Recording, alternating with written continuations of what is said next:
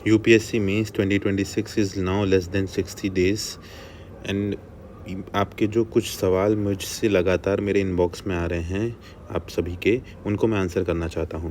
जैसे सबसे पहला सवाल है कि अभी मेरे पास नोट्स नहीं हैं, व्हाट कैन आई डू। अगर आपके पास इस समय नोट्स नहीं है तो स्टैंडर्ड जो आपके ईयरली नोट्स हैं, ठीक है, चाहे वो स्टैटिक के हों चाहे वो करंट अफेयर्स के हों, उसको तुरंत लीजिए।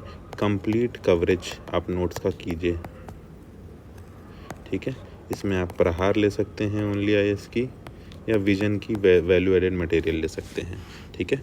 और इसके बाद इसमें अपना आप क्या कीजिए कि आंसर्स लिखते रहिए, प्लस आपको जो वैल्यू एडिशन आपका होता जा रहा है या फिर आंसर्स आप कहीं से इवैल्यूएट करा रहे हैं तो वो चीज़ें इसमें नोट डाउन कीजिए, इसमें ऐड ऑन कीजिए, ठीक है। और आखिरी का जो एक मंथ बचेगा फिर उसके बाद लास्ट मंथ, इसमें आप 1 पेजर, ठीक है, और हाफ पेज जो है आप नोट्स बनाएंगे, ठीक है। और इसको नोट्स को बनाने को 1 पेज या हाफ पेज बनाने का सिंपल तरीका है, कोई भी टॉपिक लिया, उस टॉपिक के PYQs उठाए और उस टॉपिक की एक बार अच्छे से ब्रेनस्टॉर्मिंग कर दी, ठीक है। ब्रेनस्टॉर्मिंग कर दी, पहले PYQs लिए टॉपिक के और उसके बाद इसकी ब्रेनस्टॉर्मिंग कर दी। कैसे ब्रेनस्टॉर्मिंग की? ऐसे कि उसके सारे PYQs जो हैं वो आप नाउ कैन बी आंसर्ड, सारे के सारे जो PYQs हैं उनके लिए आप आंसर कर सकते हो, उनके लिए आप पॉइंट्स जनरेट कर सकते हो, ऐसे नोट्स बनाने हैं, ठीक है। एक नोट मेकिंग का वीडियो मैं अलग से बनाऊंगा जिसमें आपको आइडिया लग जाएगा। How much do enrichment courses, अभी बहुत से बच्चे आ रहे हैं कह रहे हैं कि हमने XYZ कोचिंग का इनरिचमेंट कोर्स लिया। देखो, इनरिचमेंट कोर्स केवल उनके लिए वर्क करता है जिनका बेसिक कवर हो, ठीक है। और मेंस में कंटेंट की वजह से सिलेक्शन रुका हो, it is not for everyone. So what to do, अब क्या करें? अगर इनरिचमेंट कोर्स नहीं लिया है तो सेल्फ प्रिपरेशन जैसे करते हैं ना वैसे ही सेल्फ इनरिचमेंट कीजिए। और ये सेल्फ इनरिचमेंट कैसे होगा? सेल्फ इनरिचमेंट 2 तरीके से होगा। सबसे पहले यही जो आपके जो प्रहार और वैल्यू एडिशन मटेरियल है आपका विजन का, ये यूज़ कीजिए। और दूसरा वैल्यू आपकी इनरिचमेंट करने के लिए आपका तरीका है टॉपर्स कॉपी। इससे आप 2 चीज़ें उठाइए, सबसे पहले नंबर पे स्ट्रक्चर और दूसरे नंबर पे आपका जो वैल्यू एडिशन है, ठीक है, ये आप उठाइए। पर फोकस आपका पूरा का पूरा स्ट्रक्चर पे होना चाहिए जब आप टॉपर्स कॉपी की बात कर रहे हैं, ठीक है। तीसरा है कोई टेस्ट सीरीज़ अभी करनी चाहिए कि नहीं करनी चाहिए। अगर अभी तक ले ली है तो उसको रिलीजियसली फॉलो कीजिए। बट आपकी टॉप मोस्ट प्रायोरिटी क्या होनी चाहिए आंसर राइटिंग में? आपकी top most priority should not be test series. Test series is only for checking your time completion हो रहा है कि नहीं, समय से पेपर पूरा हो रहा है कि नहीं, और स्ट्रक्चर कैसा आ रहा है। आपकी टॉप मोस्ट प्रायोरिटी जो है वो PYQ होनी चाहिए। अपने 6 मेंस और 3 इंटरव्यू के एक्सपीरियंस में बता रहा हूँ। Every time I wrote PYQs, अच्छे से मैंने रिवाइज़ किया, मेरे इंटरव्यू कॉल आई और दैट वाज वेरी हेल्पफुल। और अगर टेस्ट सीरीज़ नहीं ली है तो नो, आपको नहीं लेना चाहिए। तो इंस्टेड आपको क्या लेना चाहिए? इंस्टेड आपको एक ऐसे प्लेटफॉर्म पे जाना चाहिए जहाँ पे इवैल्यूएशन अच्छा होता हो, जहाँ पे गुड और डिटेल्ड इवैल्यूएशन हो, जिससे आप अपने PYQs जो लिख रहे हो उसको इवैल्यूएट करा पाएँ, प्लस एक मेंटोरशिप का हो। केवल इवैल्यूएशन से काम नहीं होगा, जो भी कॉपी इवैल्यूएट होके आएगी उसके लिए मेंटोरशिप चाहिए। तो आपके कोई सीनियर हो, आपके कोई भाई बहन हो तो वो भी मेंटर का रोल कर सकते हैं जिन्होंने UPSC की तैयारी की है, ठीक है। पर आपके लिए इवैल्यूएशन मस्ट है, वो भी अनबायस्ड इवैल्यूएशन। तो please go for some evaluation that is going to help you a lot. Now how many answer should I write daily? अगर आपने आंसर्स उतने साल भर नहीं लिखे हैं, इफ़ नॉट रिटन, साल भर में नहीं लिखे हैं आपने आंसर्स, तो आपको एटलीस्ट 10 आंसर्स जो हैं वो डेली लिखने चाहिए अभी के 1 महीने, ठीक है। ये आपको 1 महीने लिखने चाहिए 10 आंसर्स, ठीक है। इन 10 आंसर्स में आप डिवाइड कर सकते हैं 5 आंसर्स और 5 आंसर्स, ये जीएस के और ये ऑप्शनल के। तो क्या केवल 10 आंसर्स लिखने से हो जाएगा? आंसर है नो। साथ ही साथ आपको ब्रेनस्टॉर्मिंग करनी चाहिए। आपको ब्रेनस्टॉर्मिंग करने से एक आइडिया लग जाएगा कि कैसे आपकी जो पूरी थीम है वो कवर हो जाएगी। जैसे कि अगर कोई टॉपिक मैं ले लूँ पावर्टी, ठीक है, तो सबसे पहले आपके पास आपको आईबीसी फ्रेमवर्क में सोचना है। आईबीसी में आपको डेटा, डेफिनीशन और करंट अफेयर्स होना चाहिए। डेटा में आप बता सकते हो कि नीति आयोग वाली रिपोर्ट जो आई थी मल्टी डायमेंशनल पावर्टी इंडेक्स वाली, वो बता सकते हो। इसके बाद डेफिनीशन में आप बता सकते हो वर्ल्ड बैंक ने जो डेफिनीशन दी है। करंट अफेयर्स में बता सकते हो कि लास्ट ईयर वर्ल्ड बैंक की रिपोर्ट आई थी, ये इतना जो एब्सोल्यूट पावर्टी उसको चेंज कर दिया गया, ठीक है। अब इसके अलावा आप क्या कर सकते हो? इसके अलावा बॉडी में आप क्या बता सकते हो? सबसे पहले टाइप्स ऑफ पावर्टी क्या है, ठीक है। अर्बन रूरल है, मल्टी डायमेंशनल पावर्टी है, इनकम पावर्टी है, ट्रांजिएंट पावर्टी है, ये सारी चीज़ें हैं। टाइप्स के बाद आप, क्योंकि पावर्टी एक इशू है तो उसके कॉजेज़ बता सकते हो। क्योंकि ये वो इशू है तो उसकी वजह से कुछ इम्पैक्ट भी पड़ेगा। इम्पैक्ट पड़ेगा तो आप जाओगे किसी डिस्ट्रिक्ट में तो आप देखोगे अभी तक क्या डिसीजन लिए गए, तो उसके लिए गवर्नमेंट मेजर्स आप लिखोगे, और गवर्नमेंट मेजर्स के साथ साथ फिर आप लिखोगे अपना क्या सजेशन है, वे फॉरवर्ड, रेमीडियल मेजर्स, ठीक है, ये लिखोगे। इस तरह से आप अपनी ब्रेनस्टॉर्मिंग करो सभी टॉपिक पे, जीएस और ऑप्शनल दोनों पे। इससे आपको, अगर आप ये 2 टॉपिक कर लेते हो जीएस के, 2 ऑप्शनल के, तो it is more than enough कि आपकी बहुत सी थीम्स जो हैं कवर हो जाएंगी। आपके टोटल सिलेबस में 60 यूनिट हैं। अगर आप एक यूनिट पकड़ के ब्रेनस्टॉर्मिंग करने लगे अच्छे से, तो आपकी बहुत सी चीज़ें, दिक्कतें जो हैं, वो मुश्किलें जो हैं हल हो जाएंगी। पर ये इतना आसान नहीं है, ठीक है। अब इसके बाद किस ऑर्डर में जीएस और ऑप्शनल को लेकर चलना है? अगर देखिए ऐसे और एथिक्स कई लोग बोलते हैं सबसे पहले करना चाहिए, तो मेरा आपको सजेशन है ये तब सबसे पहले करना चाहिए जब आपके जीएस के तीनों पेपर 1, 2 और 3 ये ठीक ठाक कवर हों, ठीक है, डिसेंटली कवर्ड हों, ठीक है। और अगर नहीं कवर्ड हैं तो सबसे पहले आपको जीएस करना चाहिए, और जीएस के साथ एक पेपर कोई जीएस का, लेट अस से 1, 2, 3 में से कोई एक पेपर, ठीक है, और आपका ऑप्शनल का कोई एक पेपर, ठीक है। ऑप्शनल का पेपर जो है वो कंप्लीट करना चाहिए, ठीक है। ऐसा कॉम्बिनेशन बना के चलना चाहिए आपको। अब how many years of PYQ should be covered, देखिए इसके 2 स्टेज में आपको लिखना है पीवाईक्यूज, ठीक है, 2 स्टेज में लिखना है। फेज़ 1 जो है वो किस लिए है? ताकि आप डेवलप कर पाएँ स्ट्रक्चर। ऐसे में आपको ओपन एंडेड क्वेश्चन लिखने चाहिए। ओपन एंडेड क्वेश्चन जैसे what is left wing extremism, ठीक है, what has government done for it, या फिर what is poverty, what are the steps taken by government. ये ओपन एंडेड क्वेश्चन है। यहाँ पे आपके पास खूब स्कोप है, खूब अच्छा स्ट्रक्चर डेवलप करने का। एक बार स्ट्रक्चर अच्छा हो गया तो अब आपका आता है इनरिचमेंट वाला फेज़ 2 जो है इनरिचमेंट का है।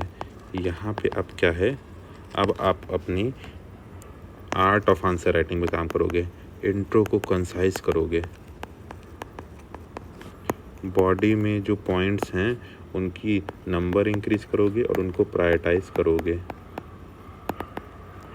ठीक है, उनके लिए एग्जाम्पल, डेटा फैक्ट्स इकट्ठा करोगे, ठीक है। और कंक्लूजन में जो है वो आप कमिटीज़ प्रिपेयर करोगे, ठीक है, आप कोट्स प्रिपेयर करोगे, ठीक है, आप वे फॉरवर्ड सोचोगे, ठीक है। लेकिन सबसे पहले स्ट्रक्चर आएगा, तभी उसके बाद जो है इनिचमेंट मतलब कंटेंट आएगा। तो content is the king, but content will only come next, ठीक है। नाउ टॉपर्स कॉपीज़ का यूज़ कैसे करना है? टॉपर्स कॉपीज़ का यूज़ मोस्टली स्ट्रक्चर के लिए करना है, ठीक है। जैसे कि अगर कोई क्वेश्चन आया है कि इंडियन रेनेसां का क्या रोल है, 19th सेंचुरी इंडियन रेनेसां का क्या रोल है, इंडियन रेनेसां का नेशनलिस्टिक इमेज के राइज में, नेशनलिस्टिक इमेज के राइज में इंडियन रेनेसां का क्या रोल है। मेरी क्लास में लग रहा है आज बहुत से बायोडाइवर्सिटी लग रही है मुझे, ठीक है। आप आवाज़ सुन सकते हो। नेशनलिस्टिक इमेज डेवलप करने में क्या रोल रहा है 19th सेंचुरी के इंडियन रेनेसां ने। तो आपको सब कुछ पता होना चाहिए, स्ट्रक्चर आ जाना चाहिए कि क्रोनोलॉजी के हिसाब से चल लो कि भाई इसकी शुरुआत कहाँ से हुई थी। राजा राम मोहन रॉय से होते, डेरोजियन से होते होते होते होते आप चलो। आपके पास एक और तरीका है, नेशनलिस्टिक सेंटिमेंट सबसे पहले कहाँ पे डेवलप होना चालू हुए थे। तो बिफोर 87 टाइमलाइन पकड़ लो, आफ्टर 1857, ठीक है। इसको फर्स्ट वॉर ऑफ इंडिपेंडेंस बोला गया। इसके बाद जो है नेशनलिज्म की भावना बढ़ी ही इंडिया में, ठीक है। तो यहाँ पे आप जो है इस तरह से सोच सकते हो टॉपर कॉपी से देख के, या फिर आप ये सोच सकते हो कि वे फॉरवर्ड, या फिर मान लो गवर्नेंस का है तो इश्यूज़ कहाँ पे हैं।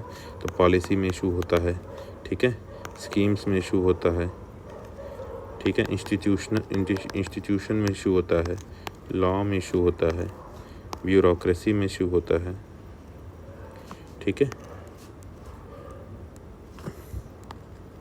अवेयरनेस का इशू होता है, ठीक है। तो इस तरह से तोड़ सकते हो अगर वे फॉरवर्ड आपको सोचना है, ठीक है, या इशू सोचने हैं। अब इसके बाद फर्स्ट मीन्स लिख रहे हैं कैसे टाइम मैनेज करें। तो फर्स्ट मीन्स लिख रहे हैं तो आपकी फर्स्ट प्रायोरिटी होनी चाहिए कंटेंट प्लस स्ट्रक्चर। अगर आपने थोड़ी बहुत आंसर राइटिंग की है तो इसको प्रायोरिटाइज़ कीजिए, और ये इसके लिए लगातार जो है अब अपना सिलेबस कवर करते रहिए, ठीक है। आपके पास लेस देन 60 डेज़ है, फिर भी ये हो सकता है। फिर इसके बाद जब ये हो जाए तो आप क्या कीजिए कि अपना मतलब रिवीजन जो है वो एक बार नोट से कीजिए, जो आपके नोट्स बन रहे हैं, और दूसरी बार सेकंड जो राउंड है रिवीजन का, उसके लिए आप शॉर्ट नोट बनाइए। पर उस शॉर्ट नोट्स को बनाने का तरीका जो है वो प्रोएक्टिव रखिए। मतलब ब्रेनस्टॉर्मिंग कीजिए, ये सारी चीज़ें ब्रेनस्टॉर्मिंग कीजिए एक पेज पे, ठीक है।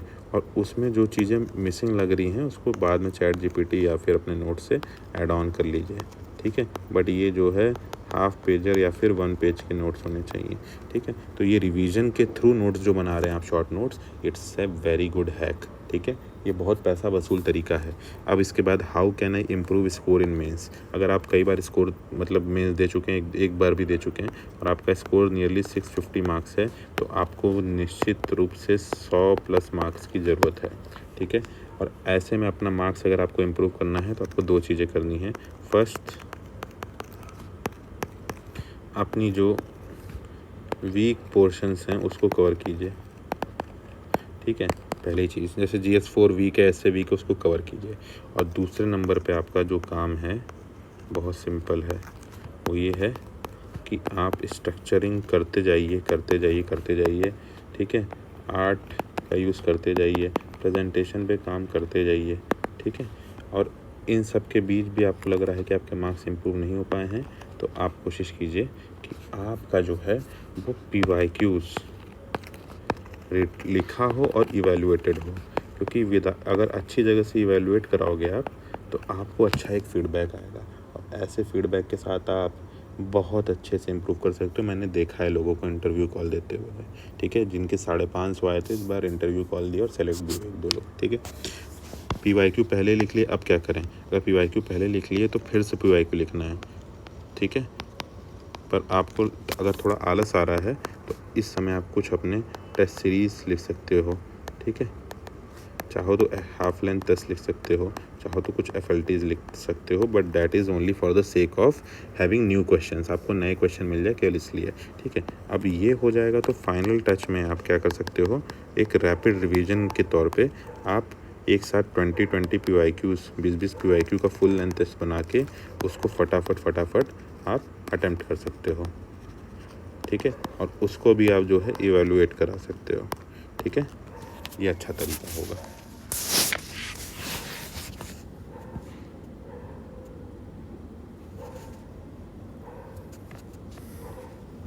करंट अफेयर्स को कैसे कवर किया जाए, सबसे बड़ी दिक्कत करंट अफेयर्स को कैसे कवर किया जाए।